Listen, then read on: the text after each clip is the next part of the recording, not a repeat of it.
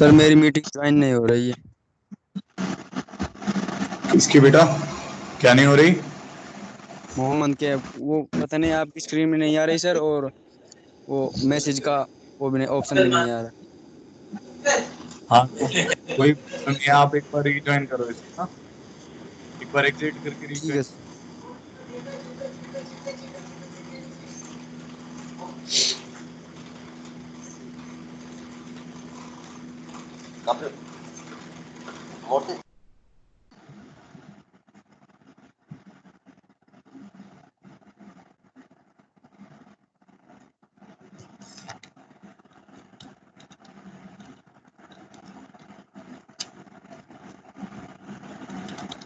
Sir calendar से join ही नहीं कर पा रहा हूँ।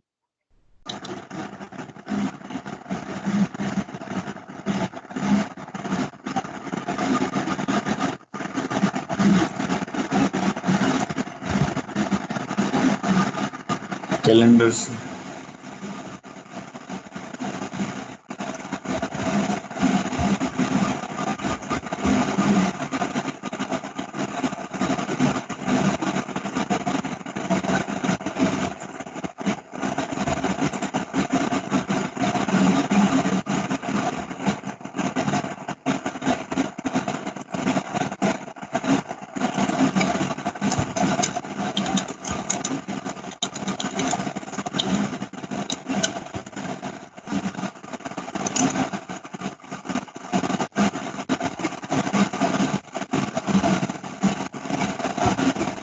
सर मैं कैलेंडर से ज्वाइन ही नहीं कर पा रहा हूँ। हाँ, मैं देखो लिंक भेज रहा हूँ। मोहम्मद क्या बोल रहे हो ना आप बेटा? Yes sir. ओके,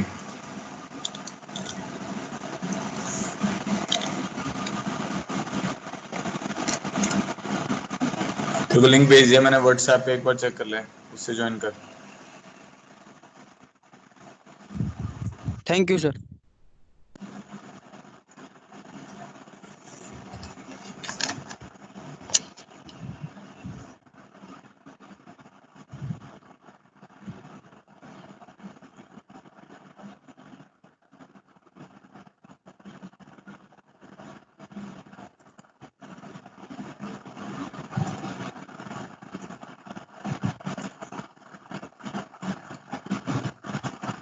ठीक है, चलो स्टार्ट करते हैं।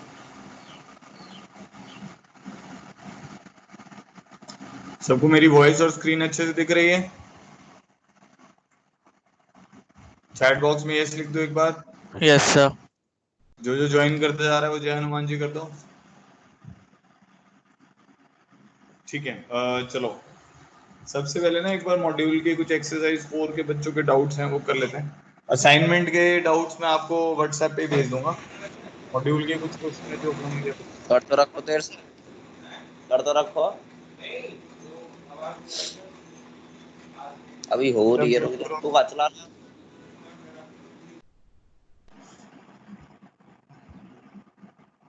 देखो मॉड्यूल के डाउट्स कर लेते हैं पहले। तो एक क्वेश्चन है एक्सरसाइज की कर रहे हैं, ठीक है, वेक्टर के exercise 4।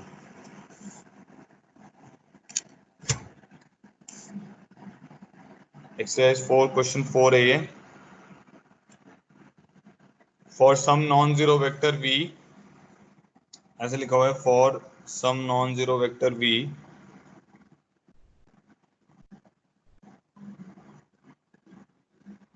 if the sum of v vector and the vector obtained by sum of v vector, इसका सम लेना है, and vector obtained by rotating it bye an angle 2 alpha, और v को रोटेट कर दिया 2 अल्फा से। ठीक है, वो कह रहा है कि v और v को रोटेट कर दिया 2 अल्फा से, इसका जो सम है this is equal to the vector obtained from v by rotating it by alpha. v को अल्फा से रोटेट करने पर जो वेक्टर बनेगा उसके बराबर है। तो इसका मतलब, इसका अगर मैं डायग्राम बनाता हूँ तो ये कुछ ऐसा बनेगा, फिर इसका वैल्यू ऑफ अल्फा निकालना है, हमें अल्फा फाइंड आउट करना है। ठीक है, तो क्वेश्चन ऐसा है, एक्सरसाइज 4 का ये फोर्थ क्वेश्चन है कि एक वेक्टर v है, ठीक है, और उसको मैंने 2 अल्फा से रोटेट किया, तो वो एक नया वेक्टर आ जाएगा। उसको जब v में ऐड करोगे तो वो आपको वो वाला वेक्टर मिलेगा जो v को अल्फा से रोटेट करके बन रहा है। ठीक है, तो इन दोनों का सम जो है वो आपको इस वेक्टर के बराबर मिलेगा जो कि v वेक्टर को अल्फा से रोटेट करके बनेगा। तो हमें अल्फा की वैल्यू निकालनी है। इसका डायग्राम कुछ ऐसा बनेगा ना, देखो मान लो मेरे पास ये वाला वेक्टर v है, ठीक है। अब इसको मैंने 2 अल्फा से रोटेट किया,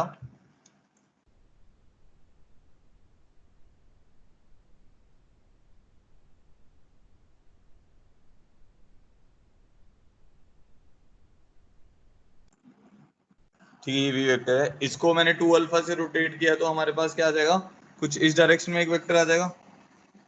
तो मान लेते हैं ये v वेक्टर की डायरेक्शन थी, ये हमने इसको 2 अल्फा से रोटेट कर दिया तो एक नया वेक्टर आ गया, ठीक है। अच्छा, अब ये वाला वेक्टर इन दोनों वेक्टर का जो सम सर है मुझे वो किसके आपकी स्क्रीन बराबर है, नहीं दिख उस रही। वेक्टर के सम के बराबर है जब v को अल्फा से आप रोटेट करके अचीव करोगे, ठीक है। तो ऐसा कुछ डायग्राम बनेगा। अब क्योंकि वेक्टर बस रोटेट हो रहा है तो उसका मैग्नीट्यूड चेंज नहीं होगा। इस डायग्राम में क्या हो रहा है, वेक्टर को रोटेट किया जा रहा है तो वेक्टर का मैग्नीट्यूड तो चेंज नहीं होगा। तो इस वेक्टर का मैग्नीट्यूड भी v वेक्टर है, इस वेक्टर का मैग्नीट्यूड v वेक्टर है, इस वेक्टर का भी मैग्नीट्यूड v वेक्टर है। तो वो तो देख के क्लियरली समझ आ ही रहा है कि अगर तीनों का मैग्नीट्यूड v वेक्टर है तो 60 होगा। और वो अल्फा से भी समझ आ ही जा रहा है, ये अल्फा है तो ये वाला 2 अल्फा है तो ये कितना हो जाएगा, पाई माइनस 2 अल्फा। देखने पर समझ आ रहा है कि अल्फा और पाई माइनस 2 अल्फा बराबर होंगे क्योंकि आइसोसेलेस बन रही है, दोनों का मैग्नीट्यूड v वेक्टर है। तो 3 अल्फा इज इक्वल टू पाई हो जाएगा। तो अल्फा किसके बराबर आ जाएगा, पाई बाई 3 आ जाएगा। और इसमें 2n पाई आप ऐड कर सकते हो, ठीक है। तो इसीलिए 2n पाई ऐड करेंगे, पाई ऐड नहीं करेंगे क्योंकि फिर अल्फा जो होगा ना, अगर मान लो आप पाई ऐड करते हो तो फिर आपका ये वाला जो वेक्टर है, जैसे मतलब इसमें दोनों ऑप्शन दिए हुए हैं, एक ऑप्शन दिया हुआ है 2n pi plus minus pi by 3 और एक ऑप्शन दिया हुआ है 2n पाई प्लस माइनस एक ऑप्शन दिया हुआ है n pi plus minus pi by 3, ठीक है। अब ये चेक कर लेते हैं इन दोनों में से कौन सा इसका आंसर आएगा। अब जैसे मान लो अगर मैं लेता हूँ n को 1 तो मेरे पास एंगल आ जाएगा पाई बाय 3, ठीक है, पाई प्लस पाई बाय 3, तो ये बन जाएगा 4 पाई बाय 3। और एक बन सकता है pi minus pi by 3 which is 2 pi by 3। तो अगर आपका अल्फा 2 पाई बाय 3 हो गया तो फिर कैसा होगा ना, ये एक वेक्टर तो v बनेगा, ये 2 पाई बाय 3 वाला वेक्टर आपका ऐसे चला जाएगा तो ये आपका 2 पाई बाय 3 वाला वेक्टर हो जाएगा। और एक वेक्टर आपका 4 पाई बाय 3 पे चला जाएगा, वो इसको रोटेट करके 4 पाई बाय 3 अगर आप घुमाओगे तो वो इस डायरेक्शन में आ जाएगा, ठीक है। तो इन दोनों का जो सम है, ये वाले जो दो वेक्टर इनका सम तो इस डायरेक्शन में आएगा ना, तो ये वाला वेक्टर नहीं बन पाएगा। इसीलिए पाई प्लस पाई बाय 3 और pi minus pi by 3 answer में नहीं आएंगे। तो इसका आंसर ए होना चाहिए। एक मिनट चेक कर लेते हैं, ठीक है। तो फोर्थ का आंसर ए है।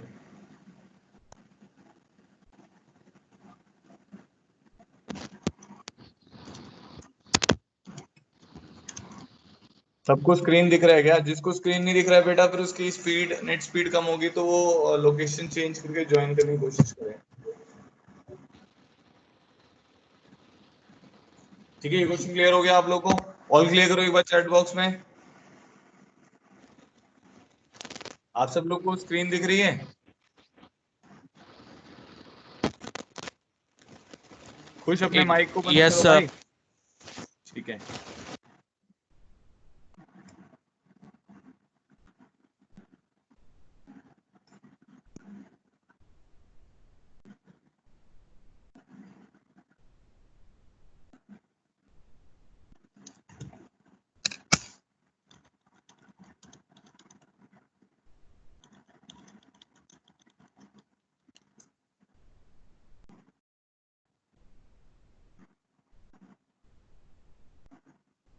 ठीक है, चलो ये क्वेश्चन क्लियर हो गया आप लोग को। नेक्स्ट आगे बढ़ते हैं। बेटा जल्दी से सुनो, मेरे को मॉड्यूल में सॉल्व कर देता हूँ क्योंकि ये 4 एक्सरसाइज है, फिर इसके बाद मेरे को 3D का भी सॉल्व करवाना है, ठीक है। अब जिसको दिक्कत आ रही है बेटा वो इसकी रिकॉर्डिंग वॉच कर लेना, अदरवाइज अभी कोशिश करो एक बार ज्वाइन करने की, ठीक है।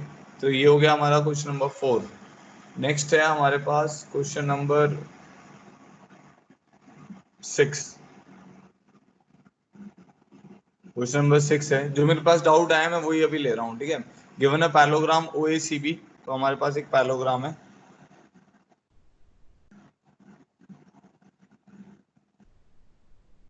तो OACB the length of the vector OA vector, तो OA वेक्टर की वो लेंथ बता रहे हैं A है, तो इसको A वेक्टर मान लेते हैं, इसको ओरिजिन मान लेते हैं, इसको B वेक्टर मान लेते हैं, इसको C वेक्टर मान लेते हैं, ठीक है। तो मैग्नीट्यूड ऑफ A वो कह रहा है A के बराबर है, मैग्नीट्यूड ऑफ B जो है वो B के बराबर है, एंड मैग्नीट्यूड ऑफ सी जो है वो सी के बराबर बता रहा है।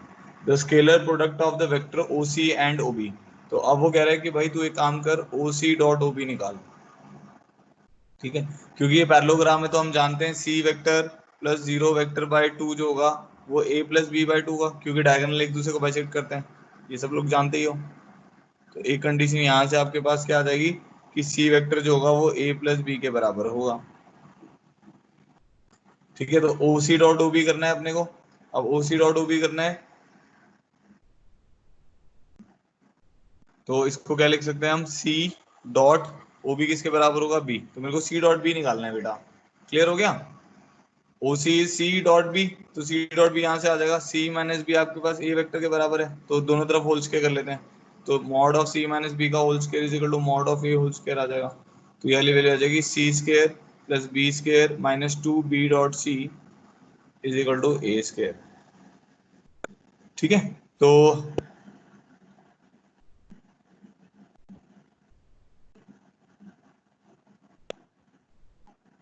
Scalar product of O C and O B निकालना है, 2 मिनट। ओ ए सी बी हमारे पास एक पैरेललोग्राम है, लेंथ ऑफ ओ ए दिया हुआ है, ओ बी दिया हुआ है और ओ सी दिया हुआ है, ठीक है। स्केलर प्रोडक्ट ऑफ ओ सी और ओ बी निकालना है, तो मैंने क्या किया, सी डॉट बी निकाल लिया, तो सी डॉट बी हमारे पास ये वाला आएगा ना, हाँ ठीक है। अब मेरे पास आ जाएगा C is equal to A plus B, क्योंकि सी बाई टू जो है वो A plus B by two है, तो C minus B is equal to A हो गया। यहाँ से मैंने निकाला C square plus B square minus two B dot C is equal to A square, ठीक है, यहाँ तक तो सही है। अब मेरे पास बी डॉट सी आ जाएगा, बी डॉट सी आ रहा है C square plus B square minus A square by two, ठीक है, ये वाली वैल्यू आ जा रही है। अच्छा, बट यहाँ पे क्या गड़बड़ है, यहाँ पे ना ये वाला ऑप्शन नहीं दिया हुआ है, ये ऑप्शन दिया ही नहीं हुआ है, कुछ और ऑप्शन दिया हुआ है। ओके, एक मिनट रुको।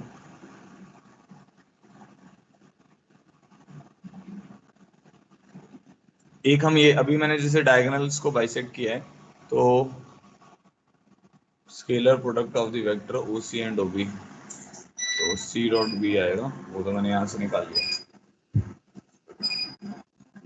अब हम ऐसा भी लिख सकते हैं कि सी माइनस ए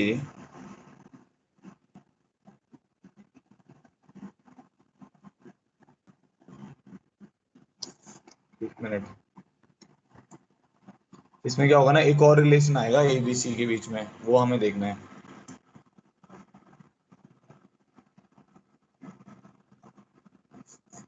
तो एक और रिलेशन में कैसे निकाल सकता हूँ, एक तो मैं ये लिख सकता हूँ magnitude of C minus A is equal to magnitude of B, ये वाला वेक्टर और इसका मैग्नीट्यूड बराबर होगा। यहाँ से देखें क्या आ रहा है, C square plus A square minus two A dot C is equal to B square, but A dot C तो मुझे चाहिए नहीं, वो तो वही बात हो गई, कुछ फायदा नहीं हुआ उससे।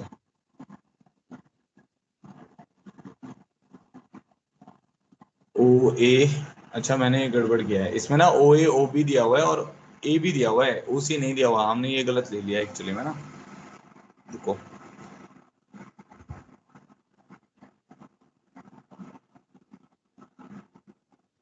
2 मिनट, इसको मैं दोबारा से बताता हूँ आपको ना, हमने एक कंडीशन गलत दे दी। देखो दोबारा से सुनना, इसने क्या क्या दिया हुआ है प्रॉब्लम में। एक तो इसने दिया हुआ है कि जो मैग्नीट्यूड ऑफ ओ ए है, इसलिए आंसर नहीं आ रहा था, वो ए के बराबर है, मैग्नीट्यूड ऑफ ओ बी जो है वो बी के बराबर है, और मैग्नीट्यूड ऑफ ए बी जो है ये सी के बराबर है। मैंने क्या किया ना, मैंने उसको सी ओ सी मान लिया, तो वो ओ सी के लेंथ में सी ले जा रहा था, तो इसलिए वो गड़बड़ हो रहा था। तो अब हमारे पास क्या है, जैसे हमने ये माना ओ ए वेक्टर का मैग्नीट्यूड कितना है, ए है, ओ बी का मैग्नीट्यूड कितना है, बी है। अब ए बी का जो मैग्नीट्यूड है ना वो सी के बराबर दिया हुआ है, तो ए बी वेक्टर जो होगा वो हमारा किसके बराबर आएगा, बी वेक्टर माइनस ए वेक्टर आएगा। तो मैग्नीट्यूड ऑफ बी माइनस ए जो है ना, ये इसने किसके बराबर दिया हुआ है, सी के बराबर दिया हुआ है, ठीक है। अब क्लियर हो गया। अच्छा, एक चीज हमें ये क्लियर हो गई, अब हमें निकालना है, अब ये सी है हमारे पास, अब हमें ये पता है कि जो सी वेक्टर, इसको तो इसको कुछ और मान लेते हैं, से हम इसको डी वेक्टर मान लेते हैं, ठीक है। ध्यान रखना है ये वाला सी अलग है, तो जो डी वेक्टर बाय टू है वो हमारे पास ए प्लस बी बाय टू है, तो हमारे पास डी वेक्टर किसके बराबर आ गया, ए प्लस बी के बराबर आ गया, अब मेरे को निकालना क्या है, ये दो इंफॉर्मेशन है, अब इन दोनों से क्वेश्चन आपका सॉल्व हो जाएगा। अब हमें निकालना है OC डॉट OB वेक्टर, ठीक है। अब OC is D dot OB vector is B, तो मेरे को D डॉट B निकालना है, ठीक है। तो अब यहाँ से एक इंफॉर्मेशन क्या आ जाएगी, B square plus A square minus 2A dot B is equal to C square, एक इंफॉर्मेशन तो ये आ रही है, ठीक है। और यहाँ से एक इंफॉर्मेशन आ जाएगी, D डॉट B निकालना है हमें, तो मेरे को D डॉट B चाहिए किसी तरीके से ना, तो यहाँ से D प्लस 2/2, ओके। तो यहाँ से एक इंफॉर्मेशन आ रही है, D square is equal to A square plus B square minus 2A dot B, एक इंफॉर्मेशन ये आ रही है। और D डॉट B निकालना है हमें, तो D डॉट B निकालेंगे तो D minus B is equal to A लिखते हैं, तो क्या आ जाएगा D square plus B square minus 2D dot B is equal to A square, एक इंफॉर्मेशन ये आ गई। अच्छा, अब ये वाली इक्वेशन देखो आप, और ये वाली इक्वेशन देखो, ठीक है। तो इन दोनों से मेरा A डॉट बी हट जाएगा, 2A डॉट बी हट जाएगा, तो वो कैसे हटेगा, D square is equal to A square plus B square, 2A dot B की जगह क्या वैल्यू आ जाएगी, to minus 2A dot B की जगह मैं लिख सकता हूँ C square minus B square minus A square, B square plus A square minus 2A dot B C square, ठीक है। तो यहाँ से 2A डॉट बी की जगह मैंने लिख दिया D square, 2A dot B की जगह लिख दिया माइनस 2A डॉट बी की जगह plus C square minus plus C square minus B square minus A square, तो D इक्वल टू C आ जा रहा है। कुछ गड़बड़ हो रहा है इसमें, पता नहीं क्या, ठीक है। तो डी सी आ रहा है, तो ये वैल्यू जो आ रही है, मैंने कुछ कंफ्यूजन सा क्रिएट कर दिया शायद, 2 मिनट, यहाँ पे प्लस आएगा, हाँ ठीक है, 1 मिनट बता रहा हूँ। माइनस 2A डॉट बी की जगह तो ये आ जाएगा A square plus B square, ये आ जाएगा 2A डॉट बी की जगह B square plus A square minus C square, तो D स्क्वायर आ गया मेरे पास 2A square plus 2B square minus C square, ये आ जाएगा 2A square plus 3B square minus C square minus A square is equal to 2B dot D, ठीक है। तो हमारा आंसर आ रहा है B dot D, B dot D निकालना था ना, is equal to A square plus 3B square minus C square by 2, D answer आ रहा है इसका, 1 मिनट, ठीक है। चलो देखो अब बताता हूँ, वो क्या है ना, वो दो इक्वेशन थी, उसमें प्लस माइनस की गलती हो गई थी। अब शुरू से सुनो, क्वेश्चन था हमारे पास OACB इज अ पैरेललोग्राम, ठीक है, ये हमारे पास क्वेश्चन था।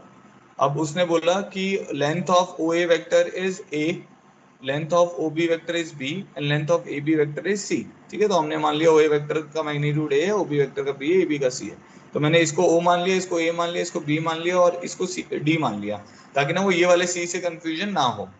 फिर हमारा ए बी वेक्टर क्या होगा, ए बी वेक्टर होगा बी वेक्टर माइनस ए वेक्टर, तो ए बी वेक्टर का मैग्नीट्यूड सी है, तो मैंने यहाँ पे इसका डॉट का होल स्क्वायर कर दिया, पता है ना, मॉड बी माइनस ए का होल स्क्वायर करेंगे तो मॉड सी स्क्वायर आ जाएगा, तो आ जाएगा B square plus A square minus 2A dot B equal to C square, ये आपकी पहली कंडीशन हो गई, ठीक है। अच्छा, अब क्योंकि ये पैरेललोग्राम है तो d 0 plus D by two is equal to A plus B by two होगा, तो ये क्या आएगा D square is equal to A square plus B square plus 2ab, एक कंडीशन हमारी आ गई। इन दोनों से आपके पास क्या होगा ना, a डॉट बी हट जाएगा, क्योंकि हमें a डॉट बी नहीं चाहिए, हमें चाहिए oc डॉट ob, तो oc डॉट ob है हमारे पास d डॉट b, तो हमें ये वाली वैल्यू निकालनी है। तो मुझे यहाँ से समझ आ गया कि भाई a डॉट बी तो नहीं चाहिए, तो मैंने क्या किया, इन दोनों इक्वेशन से a डॉट बी को एलिमिनेट कर दिया। अब वो कैसे किया, वो मैंने यहाँ पे लिखा 2A डॉट बी की वैल्यू, इसमें देखो, इसमें 2A डॉट बी की वैल्यू डाल दी, A square plus B square plus B square plus A square minus C square, तो डी स्क्वायर की वैल्यू आ गई 2A square plus 2B square minus C square, ये मेरा डी स्क्वायर आ गया, ठीक है। अच्छा जी, अब मुझे निकालना था डी डॉट बी, तो मैंने इसी इक्वेशन से इसको ऐसे लिख लिया D minus B is equal to A, क्योंकि इसका होल स्क्वायर करूंगा तो डी डॉट बी आएगा, फिर इसका होल स्क्वायर कर दिया, मैग्नीट्यूड लेके होल स्क्वायर कर दिया, तो ये बन जाएगा D square plus B square minus 2b dot D is equal to A square, ठीक है। तो यहाँ से आ गया 2b dot D is equal to, D square की वैल्यू डाल दी 2a स्क्वायर प्लस, ये ऐसा हो गया 2A square plus 2B square plus B square 3B square minus C square minus A square is equal to 2B dot D, तो B dot D आ गया A square plus 3B square minus C square by 2। तो वही था, मैंने यहाँ पे ये गलती कर दी थी इसलिए आंसर नहीं आ रहा था। आप लोग कुछ समझ आ गया तो ऑल क्लियर करो एक बार चैट बॉक्स में।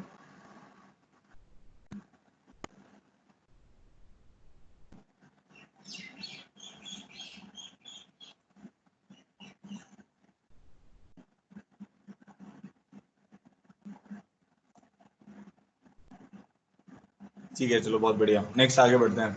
ये हो गया क्वेश्चन नंबर 6। नेक्स्ट आ रहा है क्वेश्चन नंबर 9। क्वेश्चन नंबर 9 में ऐसा है कि अपने को ऐसा एक डायग्राम सा दिया हुआ है।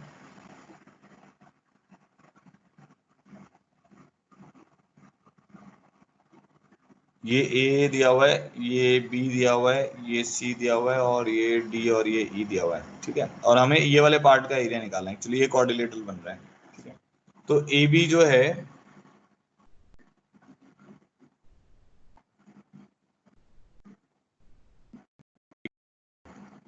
आज बच्चों को दिक्कत आ रही है यार।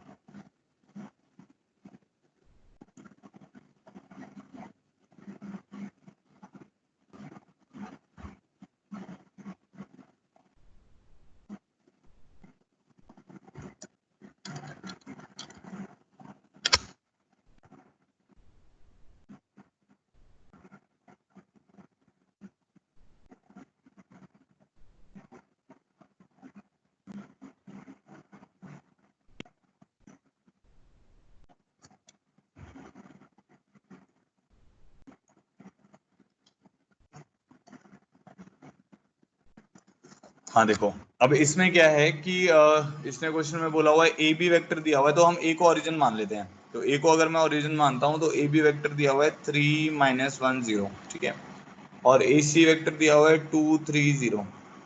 तो ये बन जाएगा ए बी वेक्टर और ए सी वेक्टर हमारे पास आ जाएंगे जो क्वेश्चन में दिए हुए हैं। साथ में उसने डी ई वेक्टर दे दिया। ठीक है, तो डी ई वेक्टर आपको दिया हुआ है, डी से ई वाला वेक्टर दिया हुआ है, ये वाला वेक्टर दिया हुआ है 4i - 2j। अच्छा, तो ये जो क्वाड्रिलेटरल है इसका एरिया निकालना है। किसी ने किया है इस क्वेश्चन को तो बताओ मुझे एक बार, फिर मैं बताता हूँ। चैट बॉक्स में या माइक ऑन करके बताओ कैसे किया।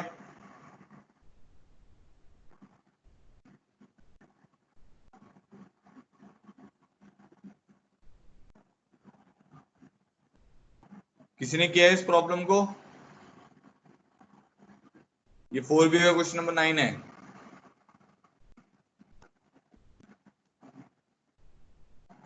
देखो एक चीज ध्यान रखो, जब भी आप जैसे एक पैलोग्राम का एरिया निकालते थे तो क्या होता था, ये ए वेक्टर है, ये बी वेक्टर है, तो ए क्रॉस भी आता था इस पैरेललोग्राम का एरिया। ठीक है, अच्छा, अगर मैं इसके डायगोनल दे दूंगा तो वो half of d1 cross d2 आ जाएगा। ठीक है, कोई भी कोऑर्डिनेटर अगर है मेरे पास, कोई भी कोऑर्डिनेटर अगर है, मान लो ये मेरा d1 वेक्टर है और ये मेरा d2 वेक्टर है, तो इसका एरिया आप half of d1 cross d2 से लिख सकते हो। समझ गए? इस कोऑर्डिनेटर का area half of d1 cross d2 से लिख सकते हो। कैसे लिख सकते हो कि d1 वेक्टर को ब्रेक कर लो, मान लो इसमें ब्रेक किया और इसमें ब्रेक किया, ऐसे इसमें ब्रेक किया, इसमें ब्रेक किया, तो जब इन दोनों का क्रॉस लोगे तो इसका मतलब ये वाला छोटे वाले पार्ट का और इसका क्रॉस लोगे तो ये वाला एरिया आएगा। इन दोनों क्रॉस लोगे ये आएगा, इन दोनों क्रॉस लोगे ये आएगा, इन दोनों क्रॉस लोगे जो छोटे छोटे पार्ट है, मतलब ये ब्रेक कर लो इसको, जैसे इस पार्ट में ब्रेक कर लो और इस पार्ट में ब्रेक कर लो। ठीक है, और इन चारों को ऐड करोगे तो half of d1 cross d2 आ जाएगा। तो आपको कुछ नहीं करना था, एक ये वाला डायगोनल और बना लेना था। ये डायगोनल बन जाएगा आपका, किसी भी डायरेक्शन में बना लो। ऊपर को बनाने तो इधर इस वाली डायरेक्शन में बना लेते हैं इसको। ठीक है, तो इसको मान लो मैंने इस डायरेक्शन में बना लिया, तो ये वाला आपका डायगोनल कितना आ जाएगा, 3 - 2 इज 1, -1 - 3 इज -4, 0। अब आप क्या करो, एरिया निकालो इसका। एरिया इसका आ जाएगा half of d1 cross d2। तो आई जे के d1 वेक्टर मान लेते हैं 1 - 4 0, d1 क्रॉस d2 करने का मतलब डायगोनल। ठीक है, और ये आ जाएगा 2 3 0। तो ये आ जाएगा half times of I cap के साथ जीरो आएगा, जी कैप के साथ जीरो आएगा, के कैप के साथ आएगी टर्म 3 + 8, 11/2 के कैप आ रहा है, तो मैग्नीट्यूड में 11/2 हो जाएगा। कुछ गड़बड़ हो गई है फिर। 3 - 1 0, 2 3 0, ये आ रहा है 4 - 2 0, इन दोनों का सब्ट्रैक्शन आएगा 1 - 4 0। ठीक है, एक मिनट रुकना, half of d1 cross d2 लेंगे तो आई जे के 1 -4 0 और 2 3 0 नहीं आएगा ना, वेक्टर क्या था 4, ये वाला गलत लिख दिया मैंने ना। ये तो आ गया, ये एक डायगोनल तो हो गया मेरे पास 1 -4 0, दूसरा डायगोनल क्या है 4 -2 0। अब कैलकुलेट करना क्या आ रहा है, k कैप टाइम्स ऑफ -2 और +16 तो 14/2, 7 k कैप का मैग्नीट्यूड 7 आ जाएगा। पहले ऑप्शन में ही नहीं था 3 सी। एक बार रुको आंसर चेक कर लेते हैं, 9th। ठीक है, क्लियर हो गया सबको। तो कोई भी कोऑर्डिनेटर लो, अगर उसके दोनों डायगोनल आपको पता है तो half of d1 cross d2 उसका एरिया देता है। चलो आगे बढ़ते हैं, क्वेश्चन 10। क्वेश्चन 10 में ये जो सिंबल है ना, कभी भी अगर ये सिंबल लिखा रहता है, ये पुरानी बुक्स में लिखा रहता था जनरली, इसका मतलब होता है angle between vector p and q। Angle between p vector and q vector, जो पहले लिखा हुआ है उससे दूसरे की डायरेक्शन में जाना है, उन दोनों के बीच का एंगल है बेसिकली। ठीक है, तो अभी इस क्वेश्चन में ये दिया हुआ है p vector is equal to 3a vector minus 5b vector, q vector is equal to 2a vector plus b vector, r vector is equal to a plus 4b vector.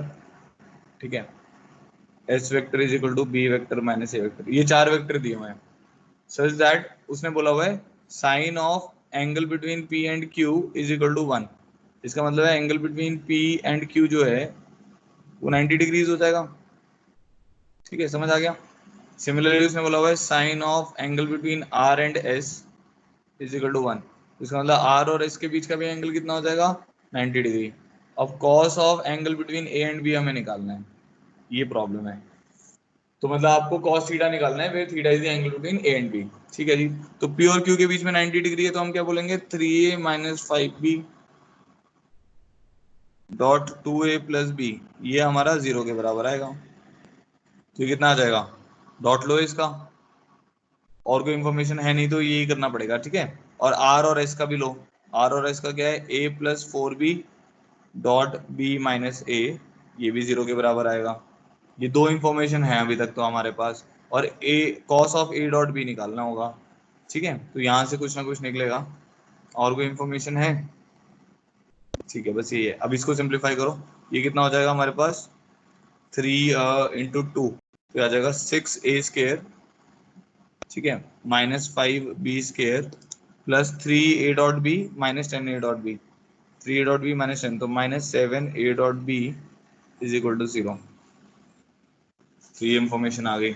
यहाँ से क्या आ जाएगा minus A square 4b square minus A square, फिर आएगा 4b dot A dot B, तो minus 3a dot B is equal to 0। तो यहाँ से इन दोनों से आपके पास ए और बी में एक रिलेशन आ जाएगा। कैसे, आप क्या करो इन दोनों को a डॉट बी यहाँ से दोनों से निकाल लो। a डॉट बी यहाँ पे आ रहा है 6a square minus 5b square by 7, यहाँ से a डॉट बी आ रहा है 4b square minus a square by 3। तो यहाँ से a और b का मैग्नीट्यूड में एक रिलेशन आ जाएगा, तो निकालते हैं। तो आ जाएगा 18a square minus 15b square is equal to 28b square minus 7a square. ठीक है, तो ये कितना आ रहा है मेरे पास, ये वाली टर्म आ जा रही है 25,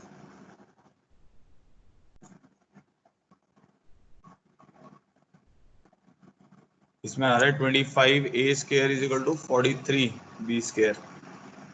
एक मिनट रुको, 3a minus 5b dot 2a plus b is equal to 0। तो आएगा 6a square plus 3a dot b, 6a square plus 3a dot b minus 10a dot b minus 5b square. यहाँ तक तो ठीक है। यहाँ पे कितना आ गया 4b square minus a square, फिर minus 4a dot b plus a dot b, ये भी सही है। q और r और s था ना, p और q और r और s, ठीक है। तो r और s के बीच का एंगल 90 है, यहाँ तक ठीक है। अब इसके बाद आ गया 18a square minus 15b square 28b square minus 7a square. तो ये मेरे पास वैल्यू आ जा रही है 18 plus 7 25a square is equal to 43b square. ठीक है, ये एक रिलेशन आ गया। मैं इसलिए देख रहा था क्योंकि फिर वो कैलकुलेशन दोबारा गलत नहीं होनी चाहिए। ये तो एक रिलेशन आ गया हमारे पास। अब ये एक रिलेशन आ गया, अब मुझे क्या निकालना है, मुझे ए डॉट बी निकालना है। तो ए डॉट बी जो है वो मेरा किसके बराबर है, mod A mod B cos theta. ये वाली वैल्यू निकालनी है मैं, है ना। ठीक है जी। अब ए डॉट बी की वैल्यू हमारे को पता है, यहाँ से उठा लो कोई भी। क्या है, 4b² माइनस a² / 3। यहाँ से मैंने पिक कर ली ना ये वाली वैल्यू। अच्छा, अब ए डॉट बी क्या हो जाएगा, ये आ जाएगा ए। बी की जगह मैं क्या लिख सकता हूँ, बी की जगह लिख सकते हैं 25/43 का अंडर रूट इंटू ए। समझ आ गया कैसे लिखा है, क्योंकि बी क्या हो जाएगा 25/43 और होल स्क्वायर है तो अंडर रूट लेना पड़ेगा, तो ए आ जाएगा। यहाँ पर क्या आ जाएगा, कॉस थीटा। अच्छा, अब यहाँ पे क्या करूँ, यहाँ पर भी इन टर्म्स ऑफ बी की वैल्यू इन टर्म्स ऑफ ए डाल दो। तो बी की वैल्यू इन टर्म्स ऑफ ए डालेंगे तो 25/43 a² minus a² / 3 is equal to, यहाँ पे आ जाएगा 5/√43 a² cos थीटा।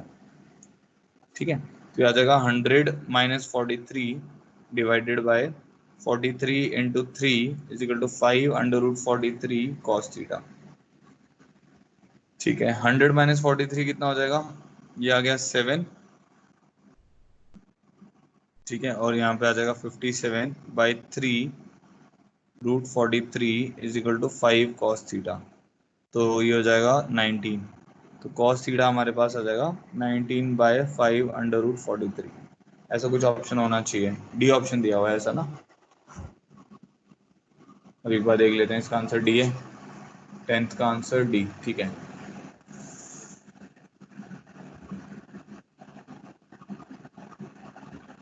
कोई कंफ्यूजन यहाँ तक, कॉल क्लियर करो एक बार सब लोग।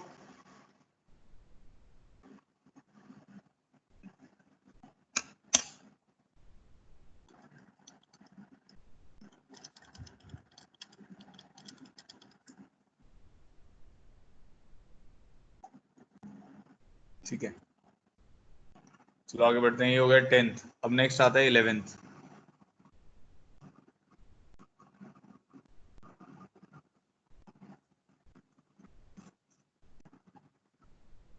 Late two non collinear points, two non collinear unit vector, ध्यान से सुनो ये भी अच्छा क्वेश्चन है। Let two non collinear unit vectors A cap and B cap form an acute angle. ठीक है, तो A cap and B cap unit vector, जब भी कैप लिखा रहेगा ना, अगर कुछ भी नहीं बताया, जैसे जेई के पेपर में भी अगर कैप लिखा हुआ है, ठीक है, तो उसका मतलब अंडरस्टूड है वो यूनिट वेक्टर है, वो अगर नहीं भी बोल रहा है। A point P move so that at any point T the position vector,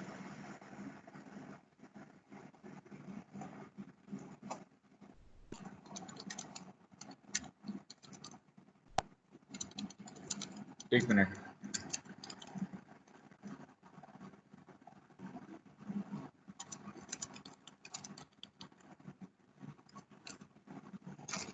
अच्छा, ए और बी हमारे को दिए हुए हैं, दो यूनिट वेक्टर हैं। A point P move so that at any point T at any time t, sorry, a point P moves so that at any time t the position vector op vector is given by cos t a cap plus sin t b cap। ठीक है, तो उसने बोला एक point P ऐसे move कर रहा है कि उसकी टाइम t पर उसकी जो पोजीशन है वो ऐसी दी हुई है, cos t a cap plus sin t b cap where P is farthest from origin, when P is farthest from origin, let m be the length of op vector and u cap be the unit vector। ठीक है, अब वो कह रहा है जब p farthest होगा, when p is farthest from origin, मतलब इसका डिस्टेंस मैक्सिमम कर दिया आपने। ठीक है, तो जो लेंथ है कैपिटल M जो है वो OP के मैग्नीट्यूड के बराबर है, and U cap is the unit vector along OP, तो वो OP कैप हो गया। तो ये दो चीजें हमें निकालनी है, मतलब M निकालना है और U कैप निकालना है।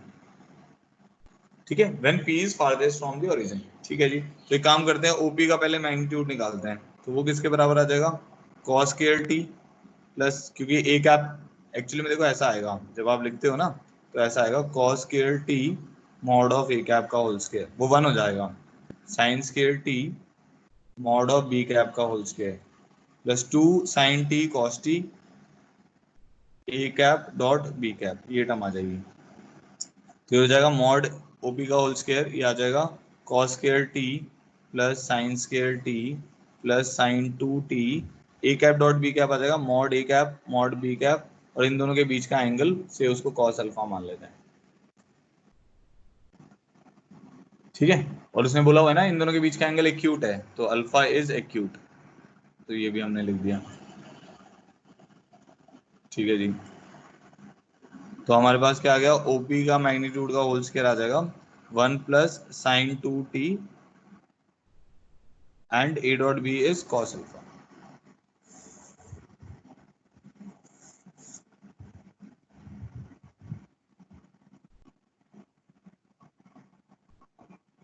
ठीक है, अब मुझे ये बताओ कि ओपी की मैक्सिमम वैल्यू कितनी होगी। ओपी की मैक्सिमम वैल्यू तो होगी ए डॉट बी, हमने निकाल लिया ना, हाँ ठीक है। तो ओपी का मैक्स ठीक है। अब इसकी ओपी की मैक्सिमम वैल्यू कब होगी, ये फारदेस्ट कब होगा, इसकी मैक्सिमम वैल्यू होगी जब कॉस अल्फा भी 1 हो और साइन 2t भी 1 हो। समझ आ रहा है ना। या अच्छा टी पर तो हम इसको निकाल नहीं सकते। अच्छा इसने आंसर ना ए डॉट बी में दिया हुआ है, ओके ओके, तो मेरे को कॉस अल्फा लिखने की जरूरत नहीं है, मैं वही सोच रहा था। इसने ना आंसर हमें ए डॉट बी में दिया हुआ है, तो ये लिखने की जरूरत नहीं है।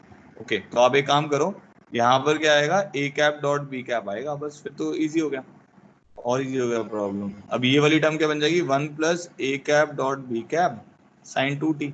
अब इसकी मैक्सिमम वैल्यू कब आएगी, अब तो क्लियर है हमें, क्योंकि मेरे पास दो वेरिएबल आ गए, तो मैं सोच रहा था यार किसको मैक्सिमाइज करें, दोनों को मैक्सिमाइज करना पड़ेगा कि नहीं। अब यहाँ पे तो एक ही वेरिएबल है, तो ये मैक्सिमम कब होगा, क्योंकि ए कैप डॉट बी कैप तो एक्यूट एंगल है, तो ये पॉजिटिव टर्म है, तो नेगेटिव नहीं है, तो A cap dot B cap is positive, mod A cap mod B cap और cos of the angle acute angle. और ये मैक्सिमम कब होगा, जब साइन 2t क्या हो जाएगा, 1 हो जाएगा, this is maximum when sine 2t is 1, ठीक है। व्हेन sin 2t is 1, इसका मतलब 2t is equal to pi by 2 होगा, t is equal to कितना हो जाएगा, पाई बाय 4, तो t की वैल्यू आ जाएगी हमारे पास पाई बाय 4, ठीक है। वहां पर OP का मैग्नीट्यूड कितना हो जाएगा, OP का मैग्नीट्यूड हो जाएगा under root of 1 plus A cap dot B cap, तो ये टर्म दिया होना चाहिए। अब ये हमें दिया हुआ है ऑप्शन 1 में भी दिया हुआ है, मतलब ऑप्शन ए में भी दिया हुआ है, ऑप्शन बी में भी दिया हुआ है, सी में नहीं दिया हुआ, डी में नहीं दिया हुआ, तो अब आपका आंसर हमें समझ आ गया कि ए और बी में से ही आएगा, ठीक है जी। तो अब मुझे निकालना है ओपी वेक्टर, नेक्स्ट था ओपी कैप निकालना था, तो पहले ओपी वेक्टर निकालते हैं। तो टी पता चल गया ना, मैक्सिमम कब होगा, जब टी कितना होगा, पाई बाय 4, तो ओपी वेक्टर कितना आ जाएगा, cos pi by 4 A cap sine pi 4 B cap, तो cos pi by 4 A cap plus sine pi by 4 B cap, तो ये हमारे पास ओपी का मैग्नीट्यूड आ जाएगा A cap plus B cap divided by root 2। अब आपको ओपी कैप बनाना है, तो ओपी कैप देखो दो यूनिट वेक्टर ऐड हो रहे हैं ना, ए कैप प्लस बी कैप, तो जरूरी नहीं है वो यूनिट वेक्टर आए, तो A cap plus B cap दो यूनिट वेक्टर ऐड कर दिए, उसका मैग्नीट्यूड अलग हो जाएगा ना, तो ओपी कैप कितना आ जाएगा, A cap plus B cap divided by modulus of A cap plus B cap root two cut जाएगा, तो ये होना चाहिए, तो इसका ऑप्शन ए आंसर आ जाएगा। चेक कर लेते हैं एक बार, 11th का आंसर 1 आ गया, ठीक है, समझ आ गया। चलो आगे बढ़ते हैं, तो नेक्स्ट हो गया 11th हो गया अब हमारा।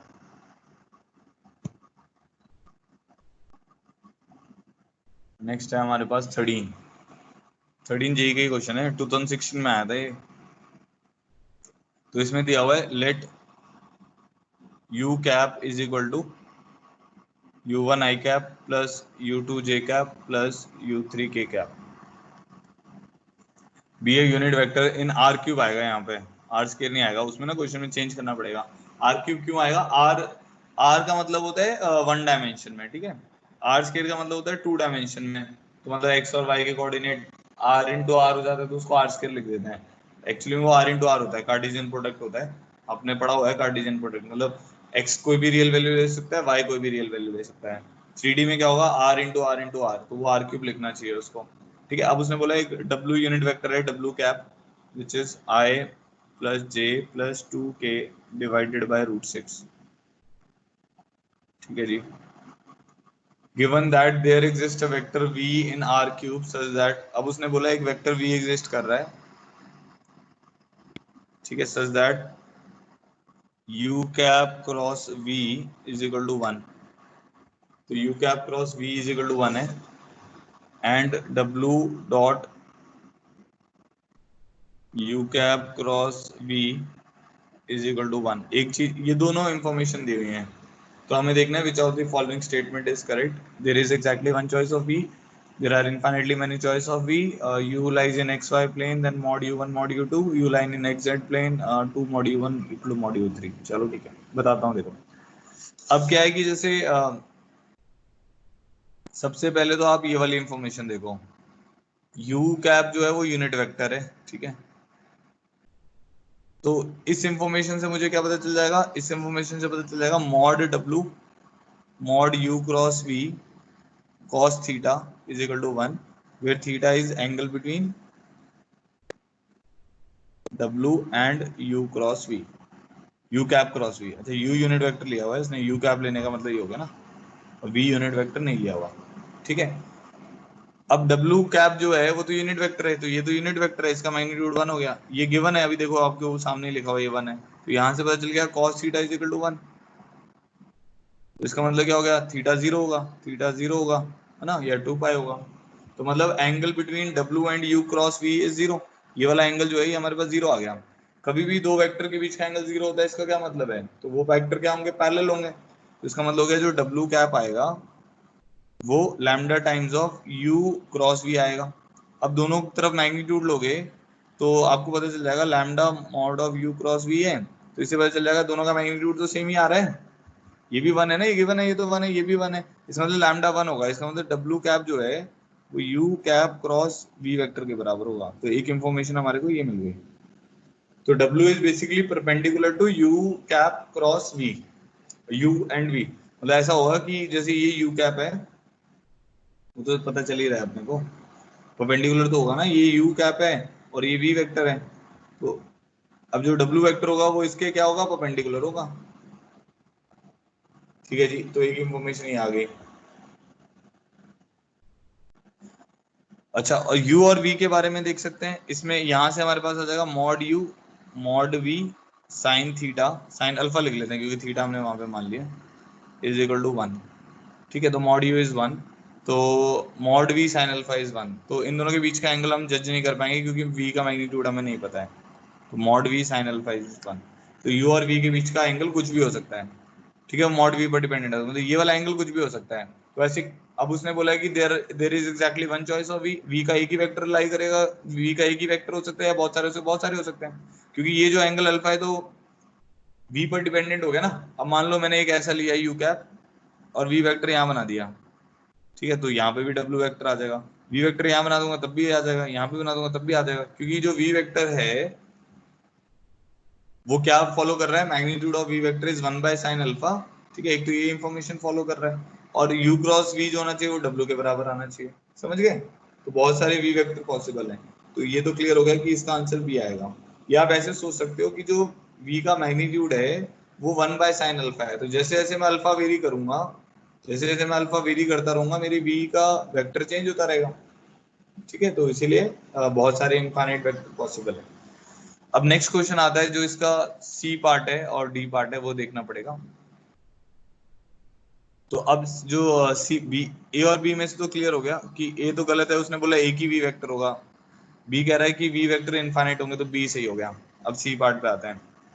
सी पार्ट में क्या कह रहा है, U lies in the X Y plane, अगर U lies in the X Y plane है इसका मतलब हो गया U one I cap, U दिया हुआ ना U one I cap plus U two J cap plus U three की जगह जीरो के कैप आ जाएगा, यू थ्री मतलब आएगा नहीं, ठीक है। तो एक इंफॉर्मेशन हमें ये पता चल गई। अच्छा, अब v वेक्टर मान लेते हैं, कुछ v वेक्टर मान लिया मैंने, v1 i cap plus v2 j cap plus v3 k cap. अब मुझे ये गिवन है कि u क्रॉस v जो है, ये जो हमने निकाला था, u क्रॉस v किसके बराबर है, u cross v is w cap, मुझे पता है w cap is equal to u cross v, तो पहले ये निकालो। तो w हमें पता है, w इज i गिवन है क्वेश्चन में, i plus j plus 2k divided by root 6 is equal to I J K, U दिया हुआ है मेरे को u1 u2 0, ठीक है, ये दिया हुआ है v1 v2 v3, ठीक है। तो अब ये वाली वैल्यू कितनी आ जाएगी, आई कैप टाइम्स ऑफ ये हटेगा u2 v3 माइनस 0, ठीक है, minus J cap times of u1 v3 minus 0, plus K cap times of u1 v2 minus u2 v1। ठीक है, ये टर्म आ गई मेरे पास। तो अगर मैं अब कंपेयर करता हूँ इससे, तो मेरे पास आ जा रहा है u2 v3, कंपोनेंट्स कंपेयर करेंगे ना, इक्वेट हो रहा है, तो ये 1/√6 आ रहा है। u1 v3 कितना आ रहा है, -1/√6 आ रहा है। और u1 v2 minus u2 v1 जो आ रहा है वो 2/√6 आ रहा है। ठीक है, तो अगर एक्स वाई प्लेन में लाई कर रहा है हमारा वेक्टर, तो एक काम करते हैं, क्योंकि दो ऑप्शन है ना, तो इसको u3 लिख लेते हैं। सुनो एक बार ध्यान से, क्योंकि ना उसमें दो ऑप्शन है, एक बार एक्स वाई प्लेन में आएगा तो आई जे कंपोनेंट आएगा, u अगर एक्स जेड प्लेन में आएगा तो उसमें y कंपोनेंट 0 होगा। तो ये पूरा लिख लेते हैं, तो थोड़ा सा चेंज होगा ना, फिर नहीं तो दोबारा करना पड़ जाएगा। तो आई कैप के साथ आ रहा है u2 v3 minus u3 v2। ठीक है, अच्छा, माइनस जे कैप के साथ क्या आएगा, u1 v3 minus u3 v1।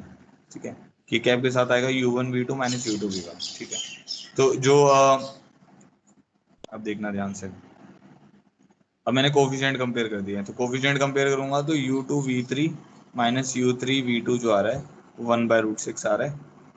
ठीक है, u1 v3 minus u3 v1 जो आ रहा है वो -1/√6 आ रहा है।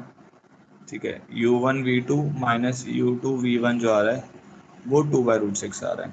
ओके, तो जो सी पार्ट है उसके लिए उसने बोला है u lies in the X Y plane, मतलब u3 0 होगा।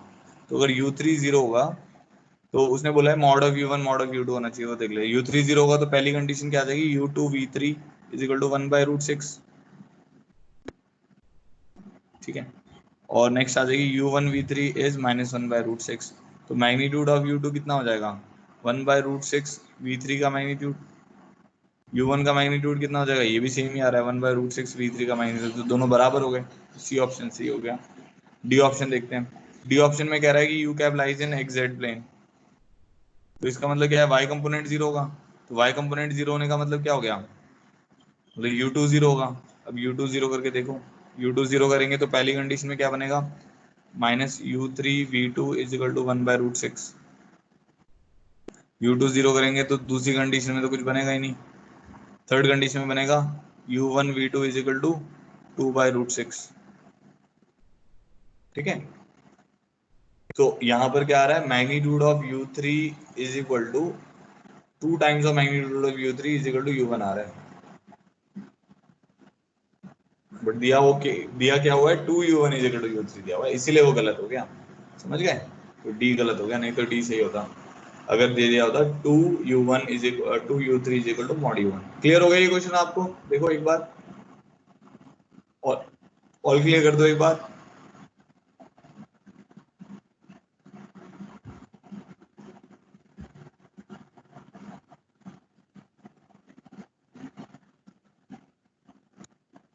ठीक है, तो ये हमारे हो गए एक्सरसाइज 4 के डाउट। जिनके असाइनमेंट के डाउट हैं, कल एक्चुअली मेरे को थोड़ा सा टाइम कम मिल पाया तो मैं कर नहीं पाया था, आज मैं करके वो पक्का से भेजूंगा। वैसे आसान क्वेश्चन ही हैं, ऐसा नहीं है आपसे नहीं होंगे, बट स्टिल कुछ बच्चों के डाउट हैं, जैसे अभय के तुषार ने मुझे भेजे हुए हैं, तो मैं आज भेज दूंगा। ठीक है, बाकी अगर आपका और भी कोई डाउट रहता है आप मुझे भेज दें, हम उसको कर लेंगे। अब थोड़ा सा आगे देखते हैं, जो प्लेन है, क्योंकि उसके भी मैंने कुछ क्वेश्चन डाले हुए हैं पेपर में। पेपर मैंने थोड़ा सा पैटर्न चेंज किया था, क्योंकि कल मैं जब बना रहा था तो कुछ क्वेश्चन इजी थे उसमें, तो सेम पैटर्न है हमारा। इसमें नेगेटिव मार्किंग नहीं रखी है इस बार, उसमें है 15 ऑब्जेक्टिव क्वेश्चन है और 10 न्यूमेरिकल आंसर बेस्ड क्वेश्चन हैं। तो उसका इंटीजर आंसर भी आ सकता है, और ऐसा 1.2 1.3 1.4 2.2 2.3 ऐसे करके भी आंसर आ सकता है, तो वो आपको ध्यान रखना है। चलो अब आते हैं नेक्स्ट, कल हम कर रहे थे प्लेन का क्वेश्चन कर रहे थे, तो उसी को कंटिन्यू कर रहे हैं।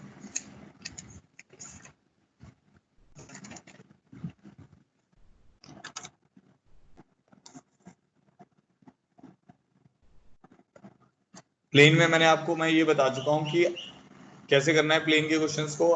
इक्वेशन निकालने के लिए r minus A dot N is equal to 0 करना है। ठीक है, तो हमें क्या चाहिए, एक ए वेक्टर चाहिए और पॉइंट चाहिए और एक उसका नॉर्मल वेक्टर चाहिए, तो उससे हम प्लेन की इक्वेशन को निकाल सकते हैं। ठीक है, अब कितने क्वेश्चन हो गए थे एक बार बताओ मुझे।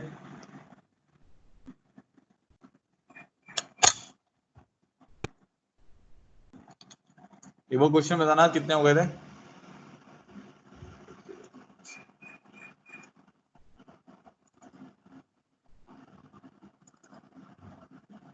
सर 23। ओके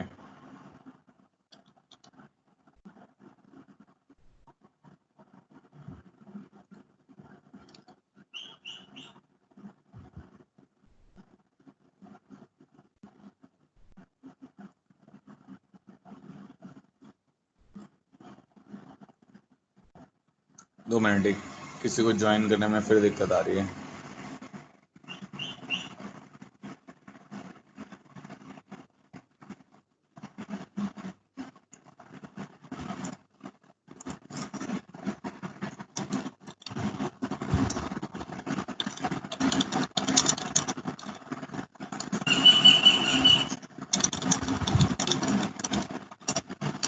चलो देखो, तो ये हमारे को 24th प्रॉब्लम करना है।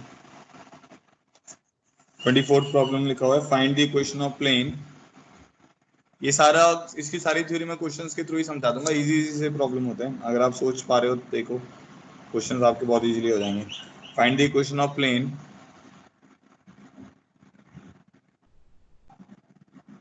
which is at a distance of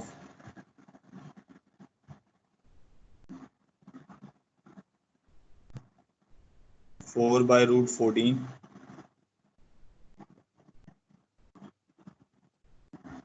from origin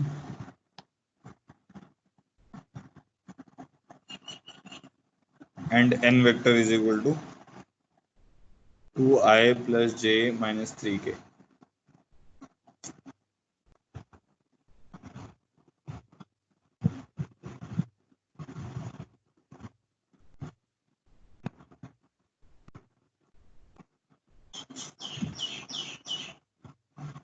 Find the equation of plane which is at a distance of 4/√14 from origin and normal vector to the plane is 2i plus j minus 3k. ठीक है, तो क्या करेंगे, बहुत ही easy है। Plane कैसा मान लेते हैं हम, अगर x y z आपका r वेक्टर है, नॉर्मल ये है, तो प्लेन की इक्वेशन क्या हो जाएगी, 2x plus Y minus 3z is equal to D. समझ आ गया, या प्लस डी भी लिख सकते हो जैसे आपको सही लगे। ये समझ आ गया मैंने कैसे लिखा है, क्योंकि ax plus B Y plus C Z plus D equal to zero plane की इक्वेशन होती है। इसमें ए बी सी जो होते हैं वो नॉर्मल वेक्टर के कंपोनेंट्स होते हैं। तो 2x plus Y minus 3z plus D equal to zero लिख दिया। अब ओरिजिन से परपेंडिकुलर डिस्टेंस अगर मैं निकालूंगा, फ्रॉम ओरिजिन दिया हुआ है, तो 0 plus 0 minus 0 plus D upon under root of 4 plus 9 plus 1 is equal to कितना आ जाएगा, 4/√14 आ जाएगा। ठीक है, इसका मॉड लेना पड़ेगा, तो हमारे पास डी मॉड ऑफ डी कितना आ जाएगा, 4 आ जाएगा। तो डी की वैल्यू कितनी आ जाएगी, प्लस माइनस 4। हमारा आंसर क्या हो जाएगा, 2x plus Y minus 3z plus minus 4 is equal to 0। ये इसका आंसर आ जाएगा। आगे समझ, इजी सा प्रॉब्लम है ये।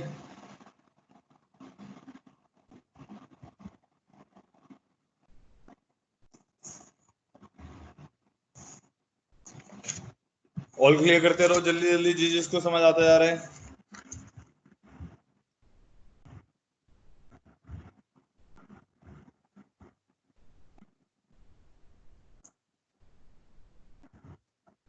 नेक्स्ट मेरे को आपको बताना है एंगल बिटवीन टू प्लेन्स।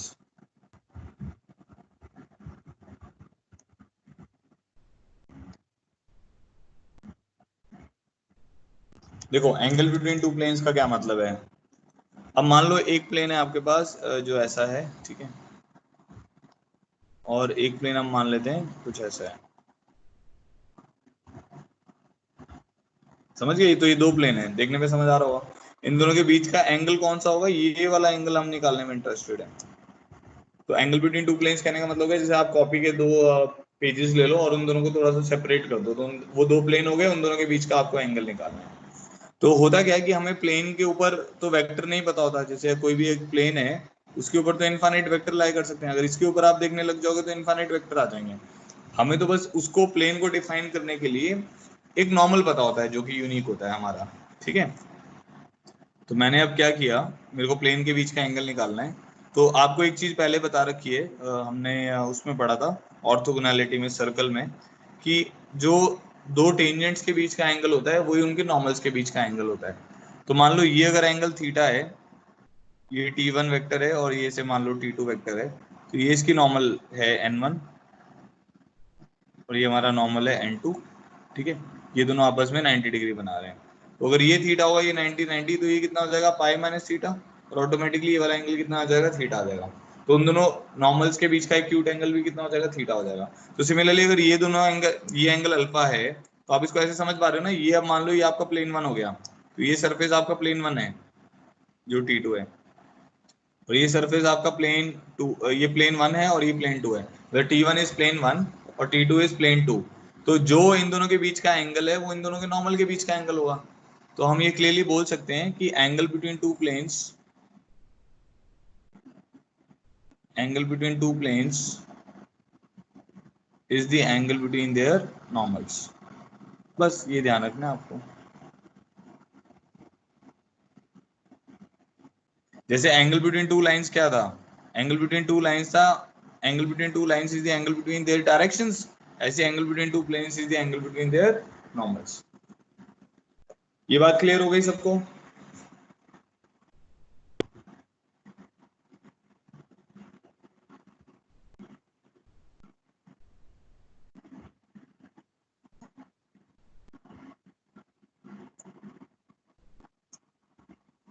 ठीक है, तो ये याद रखना है, angle between two planes is the angle between their normals. तो अब निकालना है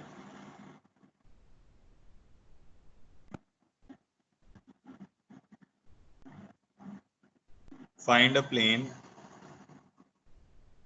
which is perpendicular to xy plane।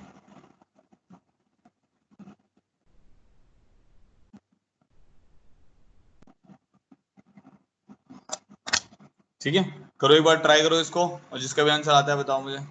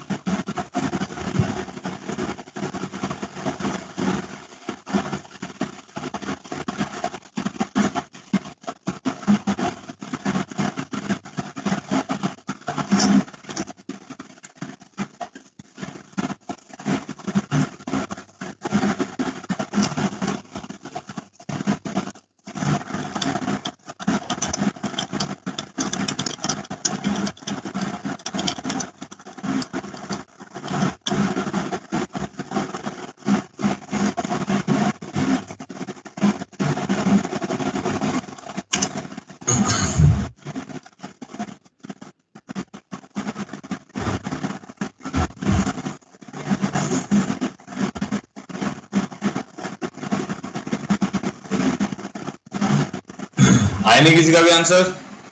देखो एक्स वाई प्लेन जो होता है उसकी इक्वेशन होती है z इज इक्वल टू 0। ठीक है, एक्स वाई प्लेन की इक्वेशन क्या होती है, z इज इक्वल टू 0। अब मैं मान लेता हूँ a plane which is perpendicular to X Y plane मान लेते हैं ax plus B Y plus C Z is equal to D, ये प्लेन मान लेते हैं। अब इसकी नॉर्मल जो है वो है 0 0 1। अब इसकी जो नॉर्मल है वो है ABC। अगर ये दोनों परपेंडिकुलर होंगे तो क्या होगा, n1 डॉट n2 हमारे पास क्या आएगा, 0 के बराबर आएगा। ठीक है, तो क्या आ जाएगा 0a plus 0b plus 1 into C is equal to 0। तो यहाँ से C 0 आ जाएगा आपके पास। तो आपका जो प्लेन निकल कर आएगा वो आ जाएगा ax plus B Y is equal to D. Simple है।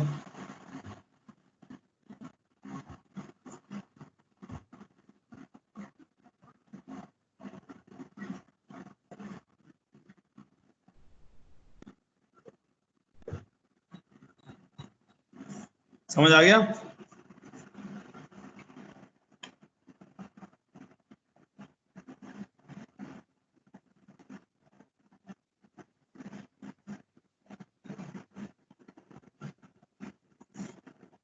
अभी क्वेश्चन करो।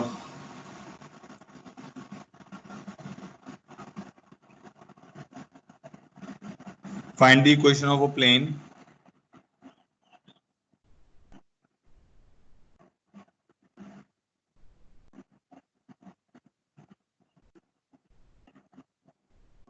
passing through the point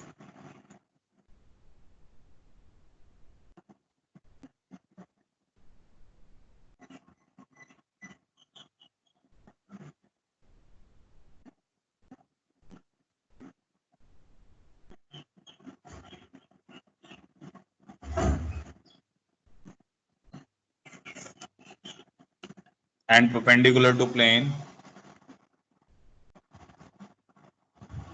करो, ट्राई करो इसको। x plus 2y plus 2z equal to 5।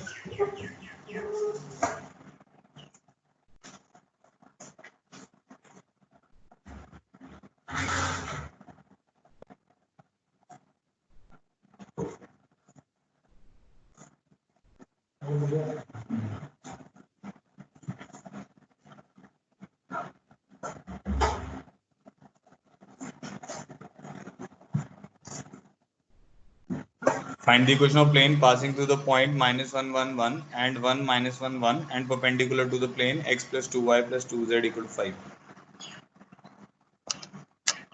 जिसका भी आंसर आ रहा है वो चैट बॉक्स में लिखो।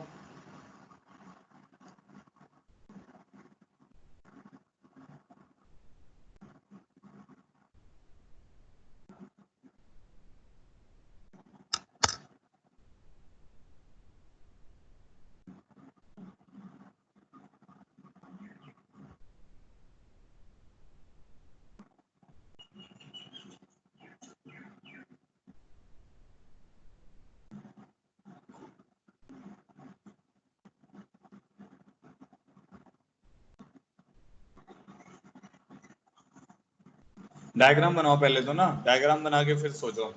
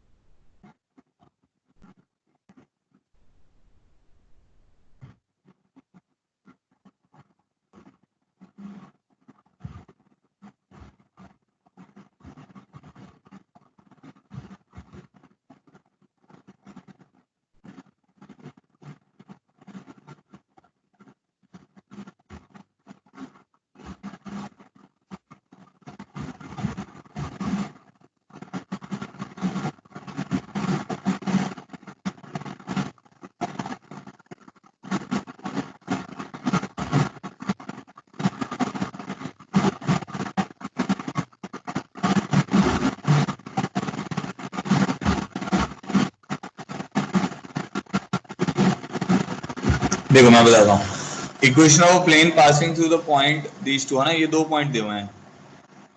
तो हमारे पास एक प्लेन हो गया जो इन दोनों पॉइंट से पास कर रहा है, -1 1 1 से, और एक पॉइंट हो गया 1 -1 1 से। इस टाइप की क्वेश्चन है कल के पेपर में, इसलिए करा रहा हूँ भाई, नहीं तो मैं रिवाइज ही करवा देता। And perpendicular to this plane, अब इस प्लेन के परपेंडिकुलर है, मतलब क्या होगा, ये इस प्लेन के ऐसे परपेंडिकुलर हो गया। अब ऐसा मान लो कि ये प्लेन इसके परपेंडिकुलर है, तो इसका जो नॉर्मल वेक्टर होगा, समझ रहे हो, अब इसको ऐसे इधर मान लेते हैं, चलो ऐसा मान लेते हैं, ये ऐसा, ये परपेंडिकुलर प्लेन है, ऐसे आ रहा है, ये इसके परपेंडिकुलर है, तो इसका नॉर्मल वेक्टर इसी प्लेन पे तो आ जाएगा, क्योंकि नॉर्मल तो फ्री है, तो ये 1 2 2। बस अब आपको इस प्लेन का इक्वेशन निकालना है पाई का, जो हॉरिजॉन्टल प्लेन है, तो ये तो हो जाएगा इजीली। कैसे आप एन वेक्टर निकालोगे, एन वेक्टर कैसे निकालोगे, आई जे के, एक तो आपके पास है ही 1 2 2, और एक इन दोनों को ज्वाइन करके आ जाएगा वेक्टर, ठीक है, किसी भी डायरेक्शन में बना लो, इसमें बना लेते हैं। 1 -1 कितना हो गया, 2, -1 -1 -2, 1 -1 0, ठीक है, ये हो गया। अब इसको सॉल्व कर लो, तो कितना आ जाएगा, आई कैप टाइम्स ऑफ ये रो टी कोलोमीटर 0 +4 minus J cap times of ये रो टी कोलोमीटर 0 -4 plus K cap times of येटा येटा -2 -4 -6, तो ये आपका नॉर्मल आ गया, क्या आ जाएगा, 4i + 4j -6k, ठीक है। तो प्लेन की इक्वेशन क्या हो जाएगी, अब हमें क्या चाहिए, plane passing through this point, तो इस कोई एक पॉइंट ले लो, तो पॉइंट हमने ले लिया -1 1 1, और इसकी नॉर्मल वेक्टर कितनी आ गई, 2 2 -3, 2 2 -3 लिख सकते हैं, 4 4 -6 में से डायरेक्शन रेशियो तो है 2 हटा दिया, तो क्या इक्वेशन आ जाएगी, 2 times of x + 1 + 2 times of y - 1 - 3 times of z - 1 = 0। या आप ऐसे भी लिख सकते हो, 2x + 2y - 3z = d लिख दिया, किस पॉइंट से पास कर रहा है, -1 1 1 से पास कर रहा है, वैसे भी कर सकते हो, वैसे कर लेते हैं जैसे आपको सही लगे, कोई दिक्कत नहीं है। तो 2x + 2y - 3z = d मान लिया, क्योंकि नॉर्मल है 2 2 -3, अब किससे पास कर रहा है, -1 1 1 से, तो -2 + 2 - 3 = d, तो d की वैल्यू आ गई -3, तो प्लेन की इक्वेशन आ जाएगी 2x + 2y - 3z + 3 = 0, ठीक है, तो ये इसका आंसर हो जाएगा। ठीक है, आयुष का सही है, आगे बढ़ते हैं, 26 हो गया, problem 27।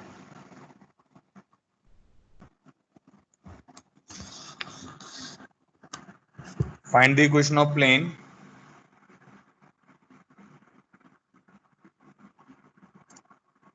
containing the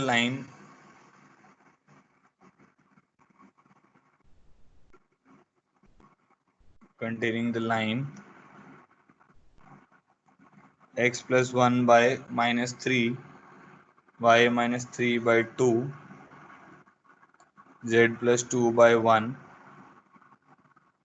and point 0 7 -7।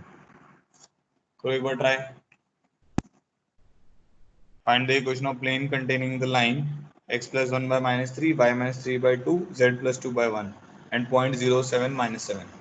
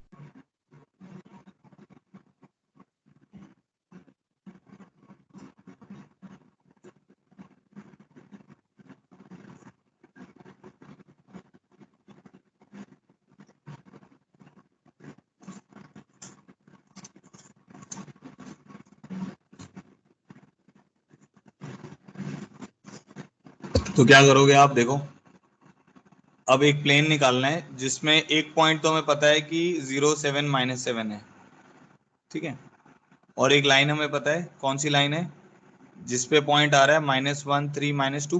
Point कैसे निकालते हैं इसको, न्यूमरेटर को 0 करके, -1 3 -2, और इसकी डायरेक्शन पता है -3 to 1। अब समझ आ गया। सेम देखो डायग्राम बना लो तो ये क्वेश्चन बड़े इजी है। मतलब 3D मुझे 3D तो और वेक्टर तो बहुत ही स्कोरिंग टॉपिक लगता है। वेक्टर फिर भी थोड़ा सा मुश्किल होता है, कई बार स्ट्राइक नहीं करता है, बट 3D तो बहुत ही ज्यादा स्कोरिंग टॉपिक है और हर साल इसके 1 या 2 क्वेश्चन तो आने ही आने हैं। तो अब देख रहे हो -1 3 -2, अब 2 पॉइंट आ गए, आप क्या करोगे, एक ये वाला वेक्टर बना लो, एक ये वेक्टर बना लो, उससे क्या आ जाएगा, नॉर्मल वेक्टर निकाल लेते हैं। नॉर्मल वेक्टर क्या आ जाएगा, IJK -3 to 1, और ये निकाल लो 0 - 1 is 0 - -1 is 1, 7 - 3 is 4, -5। ठीक है जी, तो नॉर्मल वेक्टर निकाल लेते हैं। वो क्या आ जाएगा, I cap is equal to -10 -4 -J cap 15 -1 plus K cap -12 -2। तो ये तो 14 आ जा रहा है सब में, -14 I -14 J -14 K, तो -14 कॉमन निकाल लो, तो नॉर्मल वेक्टर क्या आ जाएगा, I plus J plus K। तो प्लेन की इक्वेशन क्या हो जाएगी, x plus Y plus Z is equal to D, क्योंकि नॉर्मल इसका 1 1 1।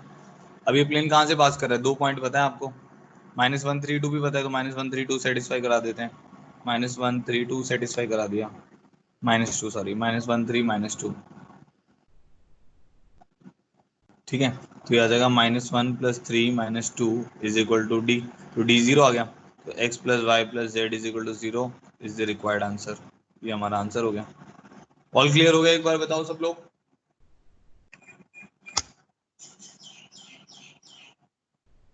चैट बॉक्स में ऑल क्लियर करो भाई जल्दी से। हाँ ठीक है, ठीक है, टेस्ट किसी को स्किप नहीं करना है, आज के लिए हम इतना ही कर रहे हैं। कल अब नया टॉपिक स्टार्ट करना है, नया टॉपिक स्टार्ट करेंगे मंडे को। ठीक है, टेस्ट में कोशिश करें कि आप ऑनेस्टी से पेपर करें, ठीक है, और स्किप नहीं करना है, तो जो स्किप करेगा उसको फिर पनिशमेंट मिलेगा। ठीक है, चलो, और जो भी डाउट्स होते हैं आज मुझे आप कॉल भी कर सकते हो जब भी आपका मन करे। ठीक है, वैसे कोशिश करो कि या तो 5 बजे तक कॉल करना, नहीं तो फिर मुझे 9 बजे के बाद कॉल करना रात को। तो जो भी आपके डाउट हैं, जो भी आपको डिस्कशन करना है वो आप करें मेरे साथ। ठीक है, अपने डाउट भेज दें जो भी आपके बचे हुए हैं, कुछ बच्चों के जो बचे हुए थे वो मैं आज भेज दूंगा। तो होप कि आप अच्छे से तैयारी करोगे, रिवाइज करोगे अच्छे से, और कल का टेस्ट अच्छे से दोगे। सेम टाइमिंग 8 AM क्लास के टाइम पे टेस्ट स्टार्ट हो जाएगा। ठीक है, और 9:20 से पहले उसको सबमिट करना है, नहीं तो वो सबमिट नहीं होगा, फिर प्रॉब्लम आएगी। और कोई भी नेगेटिव मार्किंग नहीं है कल के टेस्ट में, ताकि ये नेगेटिव मार्किंग इसलिए नहीं दी है ताकि आप हर क्वेश्चन को अच्छे से अटेम्प्ट करें और पहले से प्लानिंग करके जाएं कि यार मैं इतने क्वेश्चन करूंगा, ये नहीं कि जबरदस्ती सारे कर दिए और गलत भी हो रहे हैं। तो उससे पता चल जाएगा मुझे कि ये बंदा चीटिंग कर रहा है। और कल तो आपको पता चलेगा कि क्वेश्चन जो है वो आप इंटरनेट पे भी नहीं मिलेंगे आपको। अब मैंने ऐसा पेपर बनाया, आपको इंटरनेट पे नहीं मिलेगा वो, और अगर आप इंटरनेट से देख लेते हो और आंसर लिखते हो तो हो सकता है आप मतलब आपको मेरे को पता चल जाए कि आपने इंटरनेट से देखा है, क्योंकि मैंने सारे क्वेश्चन जो भी बनाए वो इंटरनेट पे डाल के देख लिए हैं कि किसका क्या क्या सोल्यूशन है। ठीक है, तो कल का जो टेस्ट स्किप करेगा ये भी समझ आ जाएगा उसने तैयारी नहीं करी है, जो टेस्ट में चीटिंग करेगा ये भी समझ आ जाएगा कि उसने चीटिंग करी है। तो इसलिए काफी कॉशियस होके अपनी मेहनत से ही टेस्ट को दें। ठीक है, तो जय हनुमान जी करते हैं, और जिसको कोई भी प्रॉब्लम आती है मुझे कॉल कर लें। ठीक है, thank you so much for joining in, have a good day.